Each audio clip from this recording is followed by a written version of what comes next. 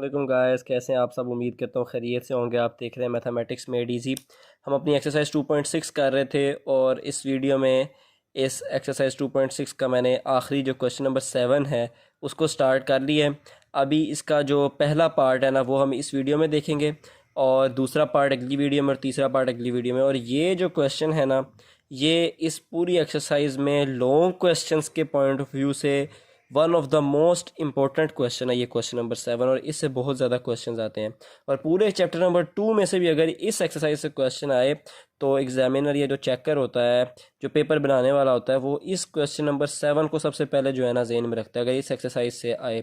और वैसे भी ज़्यादातर चैप्टर 2 में से या तो एक्सरसाइज 2.4 में से लॉन्ग क्वेश्चन आता है या फिर इस 2.6 में से लॉन्ग क्वेश्चन आता है। और अगर इस 2.6 में से आए तो वो क्वेश्चन नंबर 3 या 4 का ज़्यादातर कोई पार्ट पूछता है या फिर ये क्वेश्चन नंबर 7 से आता है। और मोस्ट ऑफ द टाइम ये क्वेश्चन नंबर 7 से ही इन्हीं तीन सवाल हैं, सिर्फ 3 पार्ट्स, इन्हीं में से ज़्यादातर लॉन्ग क्वेश्चन आ रहा होता है।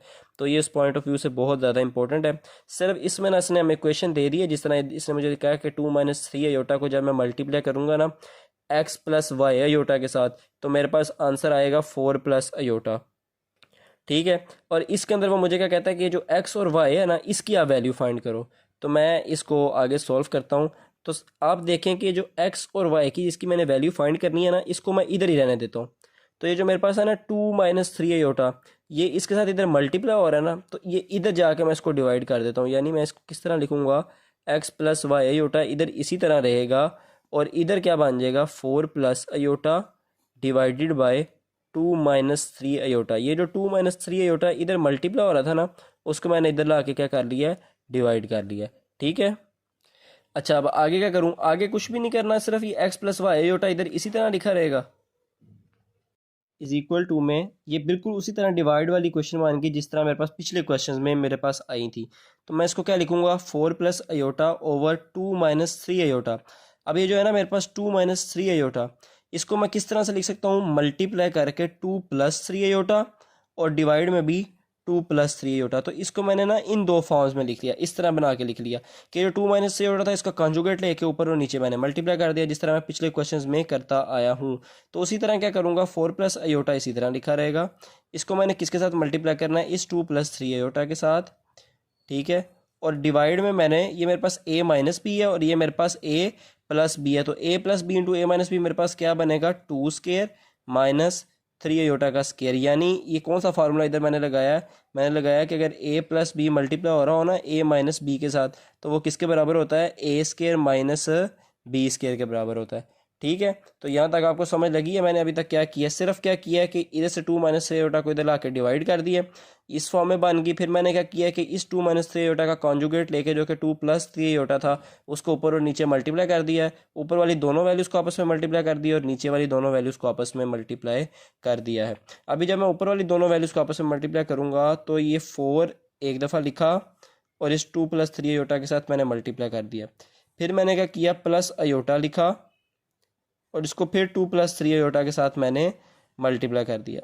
ओवर 2 का स्क्वायर क्या होता है 4 माइनस 3 का स्क्वायर क्या होता है 3 3 दा 9 और अयोटा का स्क्वायर क्या होता है अयोटा स्क्वायर। ठीक है।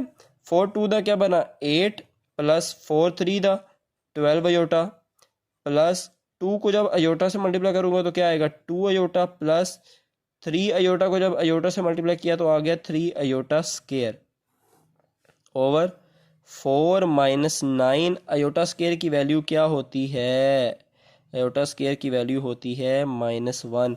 तो इस अयोटा स्क्वायर की जगह मैंने क्या लगा दिया -1 लगा दिया। ठीक है। अब ये 8 इधर इसी तरह लिखा रहेगा। 12 अयोटा में जब मैं 2 अयोटा ऐड करूंगा तो मेरे पास आ जाएगा 14 अयोटा प्लस 3 इसी तरह। अयोटा स्क्वायर की क्या वैल्यू मैंने अभी अभी पढ़ी -1, तो इसकी जगह क्या लगा दिया -1 ओवर 4 इधर इसी तरह रहेगा। -9 को जब मैं -1 से मल्टीप्लाई करूंगा तो 9 1 दा 9 माइनस माइनस प्लस। ठीक है।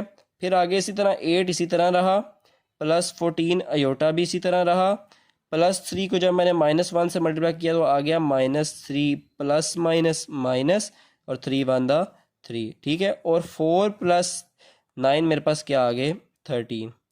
अब मेरे पास क्या बनेगी ये क्वेश्चन यही वाली 8 में से जब मैं 3 को माइनस करूँगा तो मेरे पास आ जाएगा 5 और प्लस क्या आ जाएगा 14 अयोटा और डिवाइड में मेरे पास क्या था 13। और इस तरफ मेरे पास ये क्या वैल्यू आ रही है x प्लस वाई अयोटा।